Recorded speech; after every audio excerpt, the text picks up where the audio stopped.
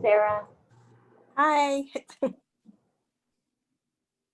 Hey guys. Hi.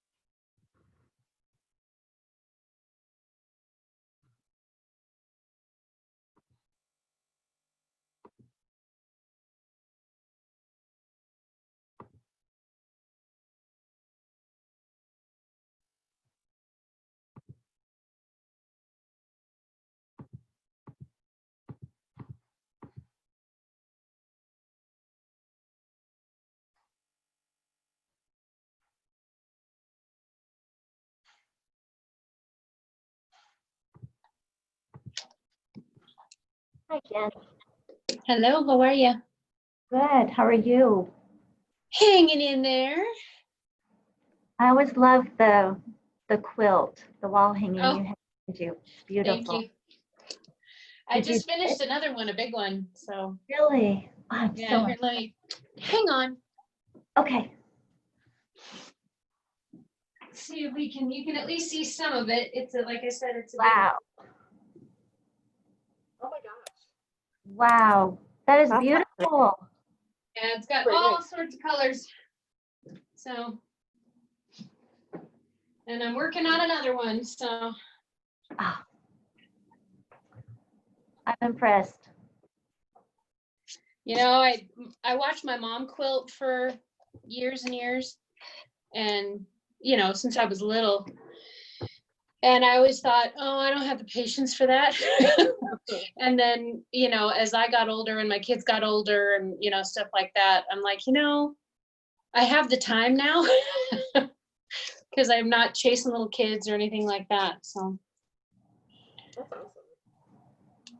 They're beautiful. well, thank you.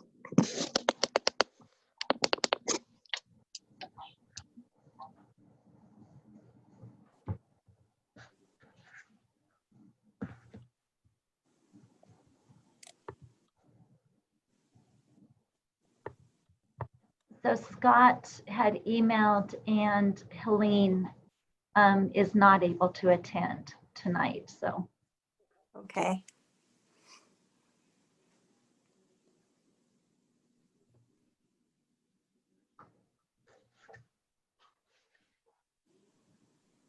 I'm going to keep my camera off too, if that's okay. I hurt my back and I need to just lay down. yeah, I know they say we need to have it on to show a quorum, but Oh, okay. Christina, are you? I'm wondering if we just turn it on for attendance and then Sarah turn it off after that. Okay. Is that possible? That works. Okay. How did you hurt your back? It was one of those injuries that had no cause, like just to remind me that I'm getting old. I seriously have no clue how I hurt it, and it hurts so bad. Um,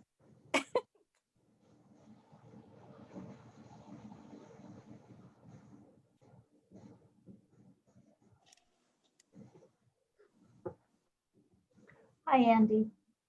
Hey, how are you? Good. How are you? Good. And Scott. Hi, Scott. Hello. Gotta turn my audio up a little. I think I'm hearing. Anybody want to recite like the preamble to the Constitution or anything so I can watch it?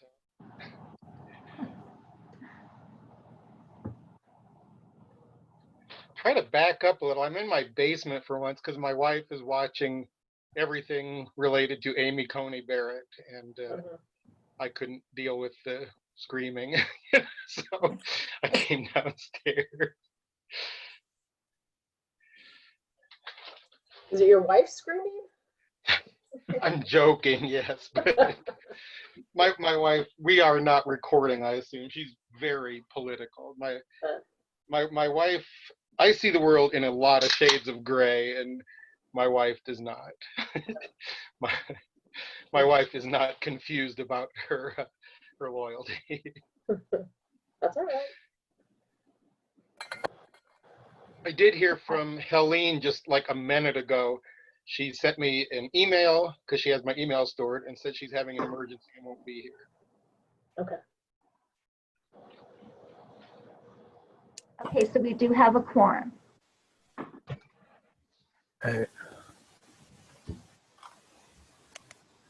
I am going to go ahead and share screen.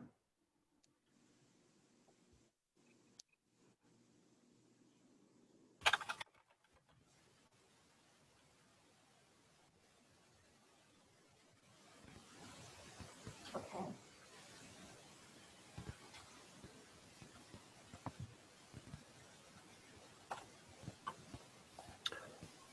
All right, I guess we can get started. Do you do a roll call? Okay, so it's 6 o'clock. Chair Guy Mason, Present. Vice Chair Scott Gilbert, Present. Sarah Harkness, Here. Marie Hoda. She is not joined in. Austin Stryker is not. Amy or Andy Sakaris. Here. Okay, and then Amy Wilson. Here. And we have the City Council member Dave Cuesta has not joined in. Guest, we have City Manager Sean Lewis. And excused, we have Helene Federici. Staff, we have. I just popped on, sorry. Oh, you did? Okay, hi, Yeah, Marie. Marie. Hi, Marie. Staff, we have Christina Underhill and Mark Mullis has not joined in yet. All right, thank you. All right. Do we have minutes to review? I actually can't find them. I've got them. So the link in the agenda takes me to something that wants a password. So I don't know.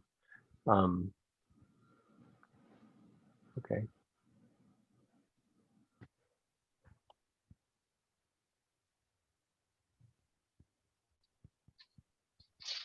Okay.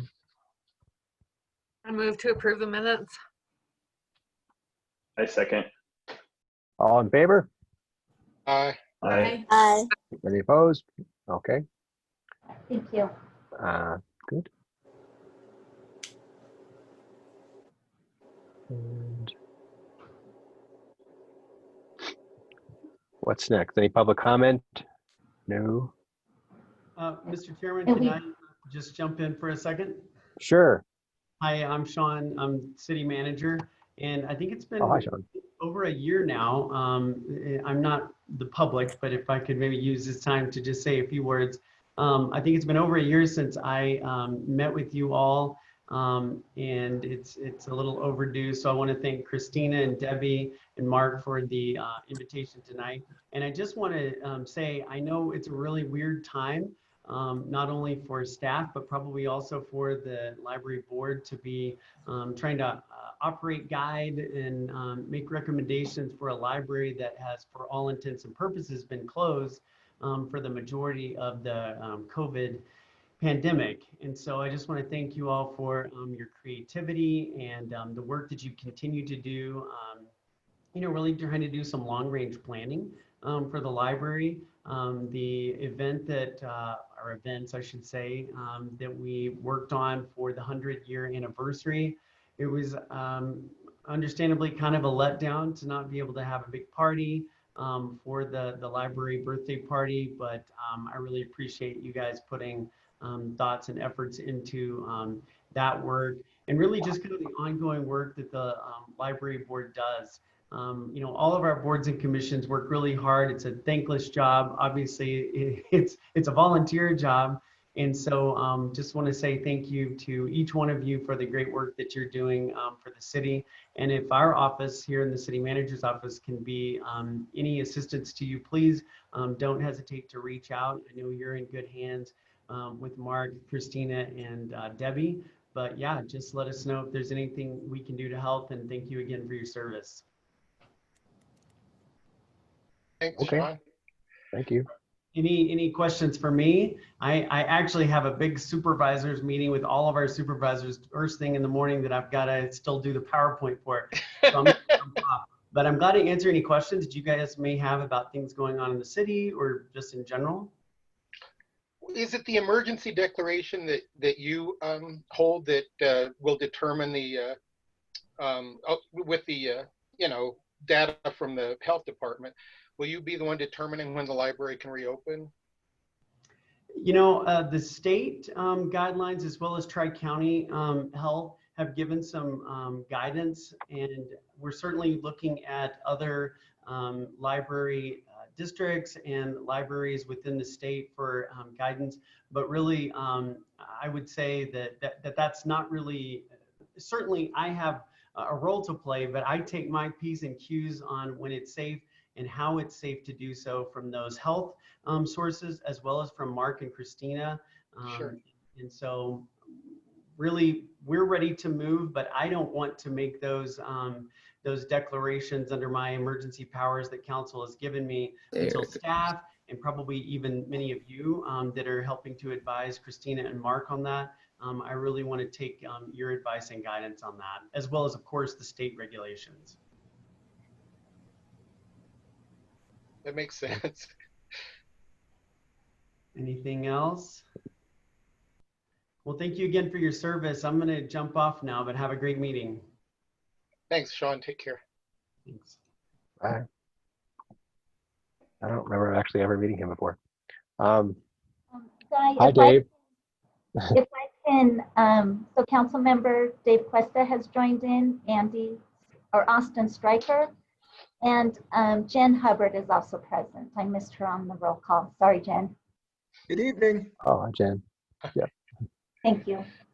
Hi, everyone. Okay, let's, where are we? Oh, yeah, library statistical report. I'll do my best to give this. I'm not sure where Mark is, but he has 2 little kids, so anything's game tonight. I was going to say, this reminds me of Creature Report from Octonauts for now, so, my kids.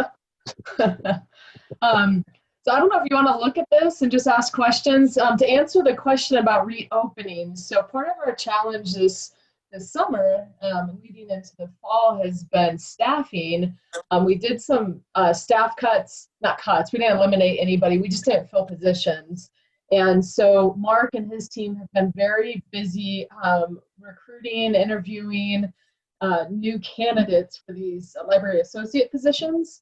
And a couple of the positions are going to be security library associates. So they're going to help with the security of the library in addition to our security guards. So once we have them hired, we're going to reopen the library. That's the plan. So we're looking at around November 2nd, possibly, will be when we'll reopen the library as best as possible. It won't be fully open to hundreds of people, but we will have some restrictions on how many people can be in the library. But again, we're just kind of waiting for the staff to come on board and get trained, and then we're going to open. So most libraries around the state have been very slow to open. In fact, I think Denver's still closed. They might be offering some basic services. But anyway, so if you want to take a look at this, and I'll do my best to answer any questions that you may have regarding the statistics report.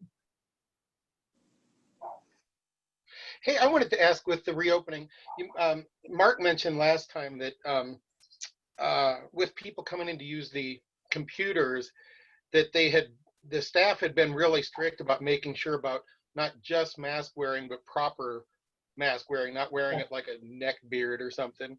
Mm-hmm.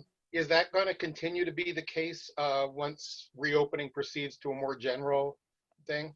Correct. Yeah, we're going to keep pushing the mask mandate, and you will be required to wear a mask properly, not the chin diapers some people refer to it as. But yeah, full coverage. we've had issues with some patrons coming in to use the computers and didn't feel like they needed it while they were sitting at the computer, and the staff have had to address that. So yeah, we're going to continue with safety guidelines. I know COVID cases are kind of on the rise right now, and we want to do everything possible to be open, but be safe. So yes, we'll enforce that. This is Andy. I don't know if you can speak, sorry, if you can speak to it. Just the drop in visual or virtual visitors is pretty significant. So I just wanted to see if there was a reason for that. Number of virtual visitors. Yeah, that's interesting. Is let's see, scroll up just a little bit so I can see the top thing. Okay, so September 9th. Yeah, they're down a little bit. I don't know. You know, that's kind of the question of use. If people aren't going to the library, they might not be thinking about the library and using it for resources. So that may be kind of part of what's going on. It's down only, what, 6,000 there, about. So yeah, I'm thinking it's because we're not open. It's not on the front of everybody's mind to use the library like you normally would in a normal year, I guess. That would be my assumption on that. Great, thanks. I was curious, it's not actually on the data here, but the I read into recently there's a quarantine period when you return books. I thought that was kind of interesting. Is that something we already talked about that I missed earlier, or? We started quarantining books from the beginning. So we had a room with bins, and the books would be collected out of the book drops, and we quarantine them. We were quarantining them in the beginning for 2 weeks. And more data was actually coming out from the library, the ALA, American Library Association, regarding scientific findings of where this virus lives and for how long. And granted, that's still changing. We keep hearing different reports on that. But so they went from 2 weeks, and I believe it's now 72 hours. They're still wiping down the books, keeping everything fairly clean. But yeah, we were quarantining materials. We still do.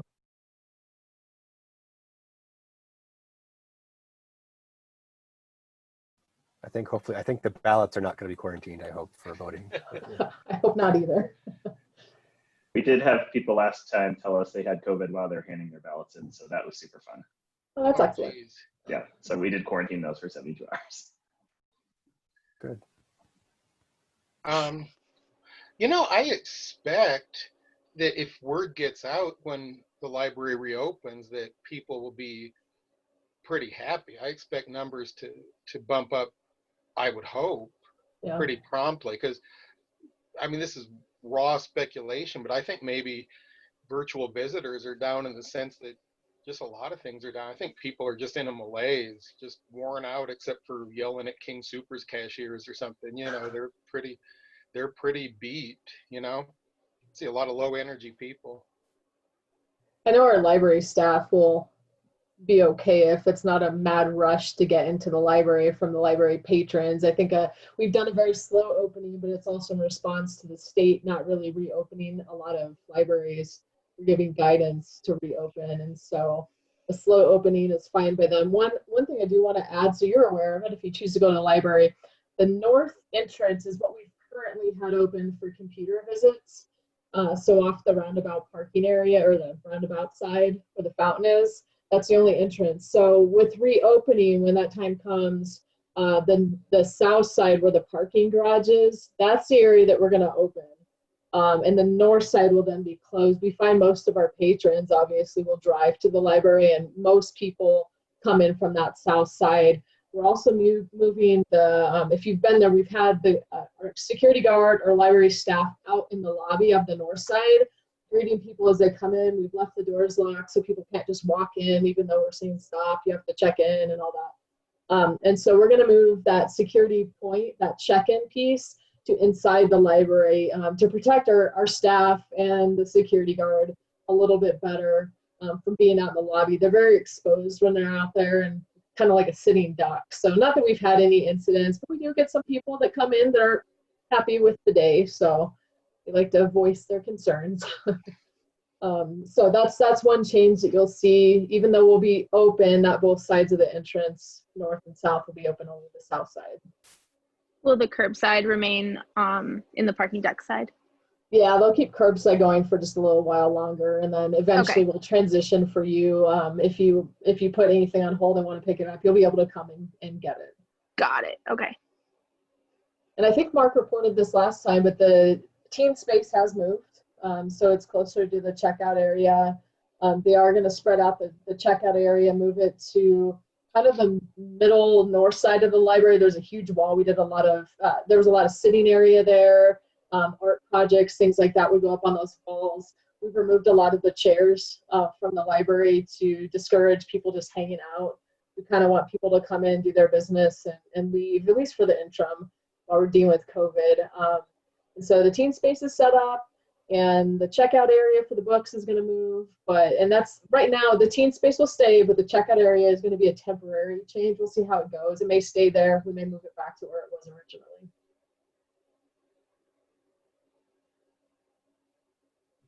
Go ahead and scroll down a little further.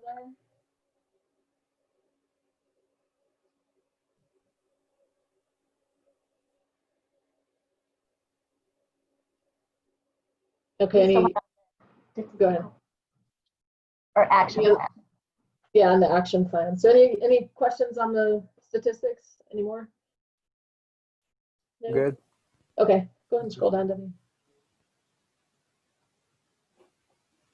Okay, so this one, September, they worked with the City of Inglewood website committee. They actually have a new website that's being designed for the city. Mark and the previous library manager, John Solomon, had worked on a website, and Mark picked it up and tried to finish it out. But the new software developer, the new website developer, I guess you should say, is really a good site. It's pretty nice. So Mark has made the decision to go ahead and run the library website off of the city's main website. It was a third-party website for a while, and so we're going to move back to the city website and have the library services on there. Part of the challenges with the current city website was it wasn't really user-friendly when it came to library services. And so if you wanted to search for a book or a resource, it wasn't as easy to use. But it's appearing that the new system is going to work out very well and be very seamless for web visitors to the library.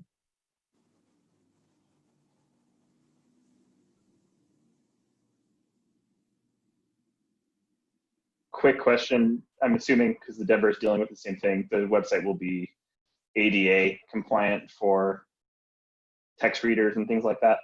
Yeah, I believe that's a requirement nowadays, especially with upgrading, and most services, most website hosts do, so yes. And then in September, they restored in-person public computer use Monday through Saturday, 12 to 5. Slowly, the demand for it has increased. Mark reports at 300 visitors in September, so that's pretty decent. Again, it's a slow opening. It's one service in addition to curbside that we're offering, so it's been nice. We have had some individuals come in that really needed to be on the computers for personal use, to apply for unemployment or whatever they need. So it's been good. We've reopened for that.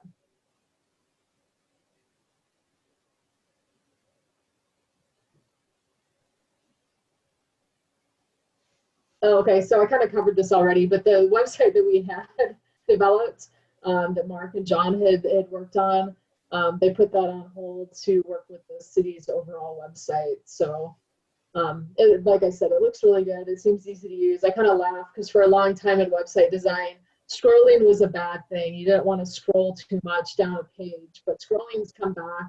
The new website, you are scrolling quite a bit, but the information is on the main page when you get to it. So it should be easier for people to find what they're looking for as a whole.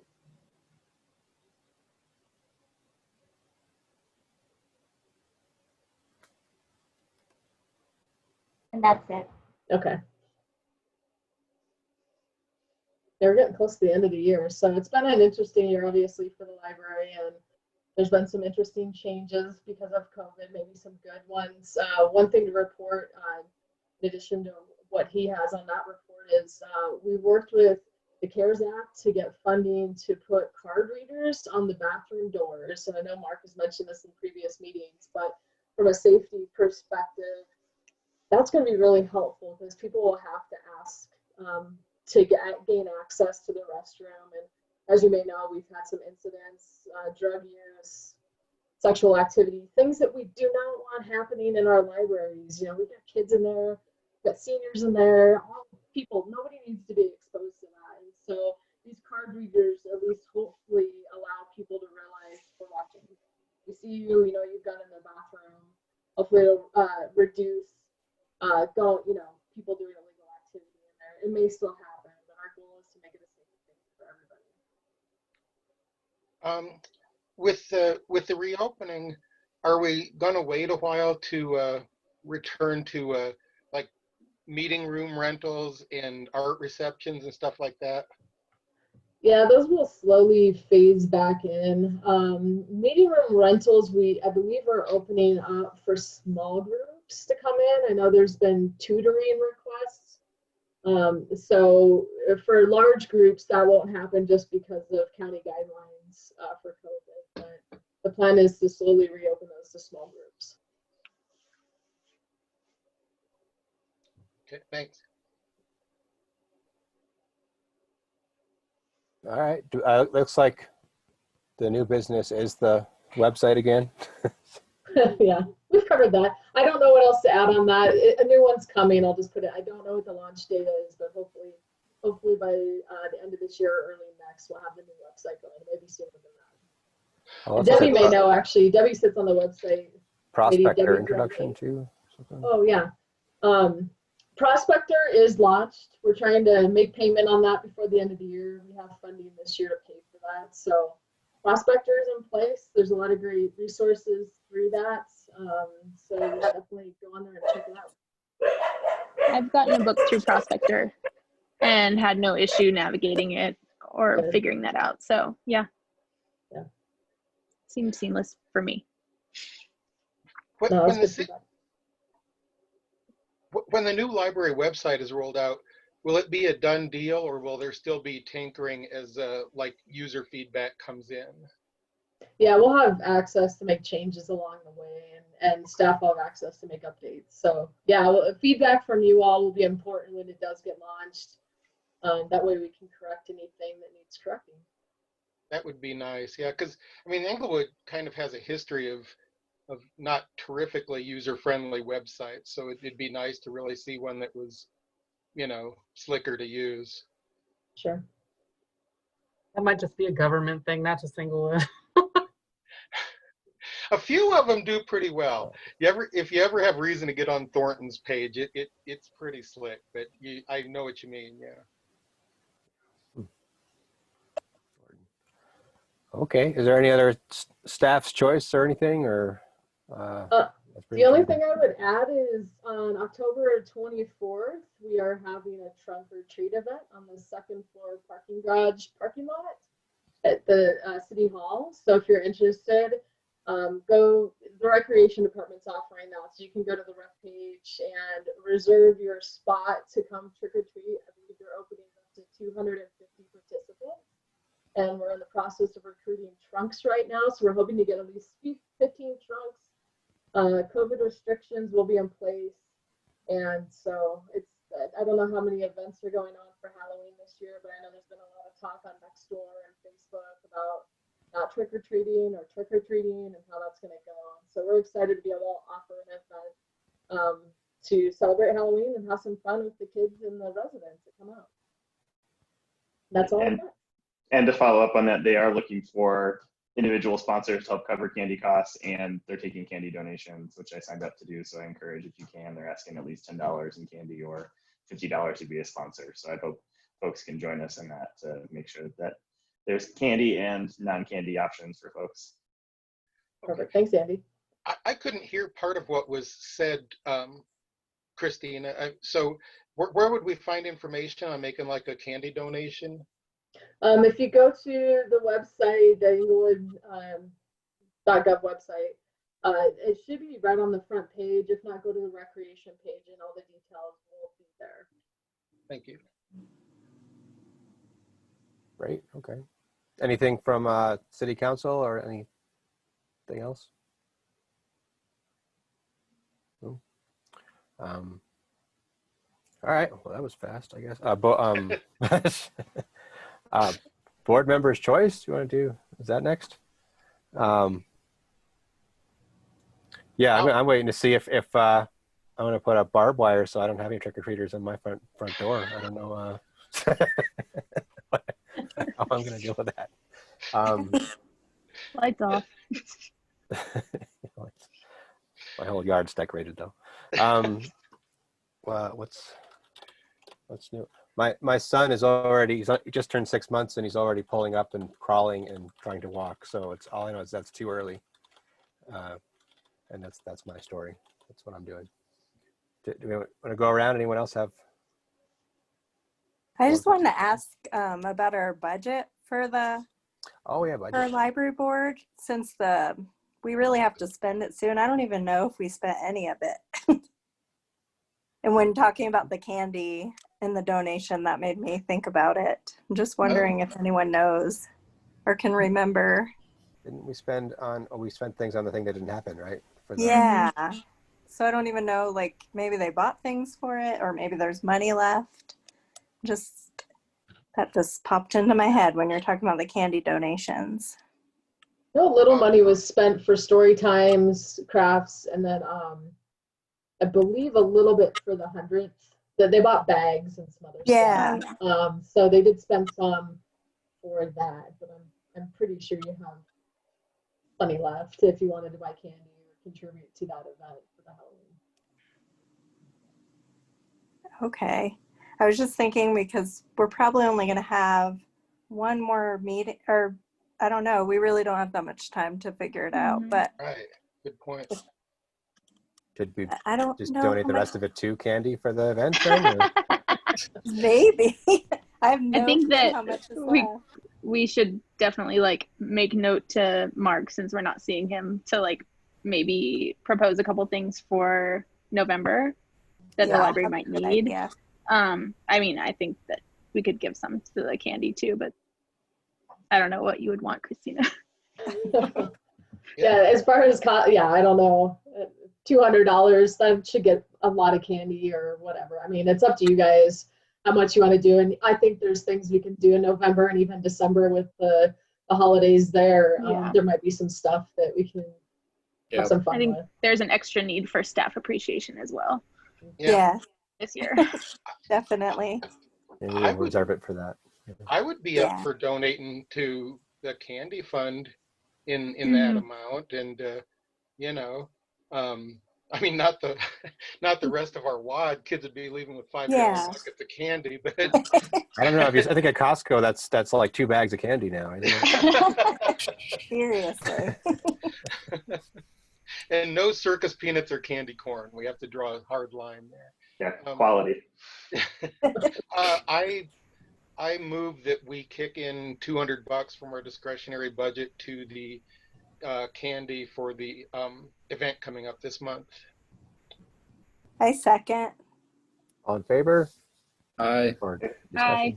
Is there someone there who can get it, or how's that going to work? We'll have library staff purchase it. It comes out of their general fund, so we'll take care of it. So we'll put $200 for candy for the trunk or treat event. Thank you, guys. Yeah. Was there anybody opposed? I think no. Okay, good. I don't think so. And we need good ideas for next month. I hate candy. No candy for you. Okay. Any other old new business or board member reports? Something about these new kids, Guy. I have a grandson born in March, and he's doing the same thing. I mean, he's going to be like walking a tightrope by this time next year. It's crazy. He's all they know is home. Yeah. Trying to get home. Yeah. Trying to get up and go and run away.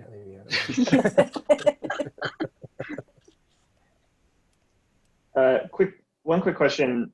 I doubt it's going to happen in Inglewood, but we may want to just make sure that someone's outside police presence because the drop box is there night of election. I know Denver's preparing for that hot mess, so please vote early so there's none of that nonsense. But we may just want to have additional police presence throughout the course of the night just because we're expecting some craziness in Denver. I doubt. For the library, is there a plan for that? Or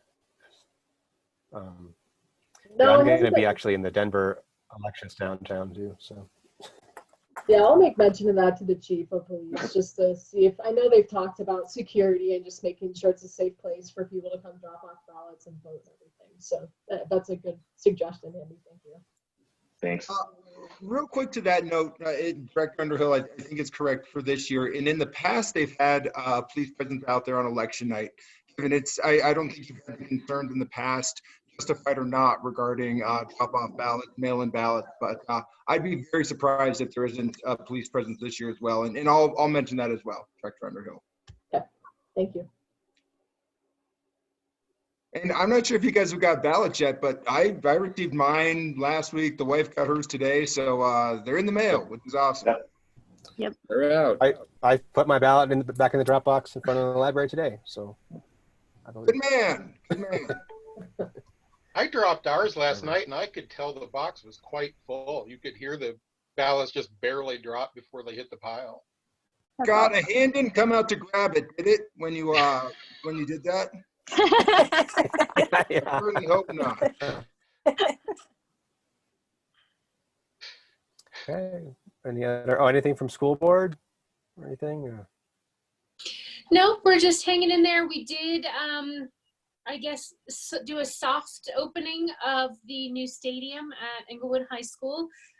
We just finished like a $5 million renovation with the remainder of, or most of the remainder of the mill and the bond money from where we redid all the elementary schools. So now the stadium has gotten a complete overhaul from like 1970 something. And so, now there's no scary toilets and everything is up to code, and there's team rooms and locker rooms and, everything for both the home team and the visiting team. We actually have an 8-lane track. We only had a 7-lane track before, but to do any of the state level track events and things like that, you need 8 lanes. Now, not that that's going to make a big difference this year, because a lot of those events either aren't being held or, that sort of a thing, or have severely limited capacity. But if for future purposes, that will, we'll be able to host those big state level CHASA events. So that opened Friday. We had our first football game on Friday. They have started football. You can, I think, get tickets. They reserve so many tickets for like families of the players and, things like that. But then I think you can reserve tickets through the athletic secretary. I think if you call the high school, somebody should be able to tell you if you want to go see Pirate football on a Friday here. Other than that, we have kids or grade levels and things like that going in and out based on positive COVID cases with kids, positive cases with adults, that sort of a thing. So we do have schools kind of, where this grade is out, now that grade is out at this school, so unfortunately we've begun the dance of all of the ins and outs due to positive COVID or presumed positive COVID situations, but everybody's still going 5 days a week when they can. So people have started and they've been told to go home like that? Basically, yeah. So what happens if somebody gets sick or presents with symptoms, they will close down, or not really close down, but they call it rolling to remote. So like, let's say there's a first grader at a school that gets sick, or it's one of the teachers or adults that works with that first grade class that gets sick. They roll remote for the whole grade level. Oh.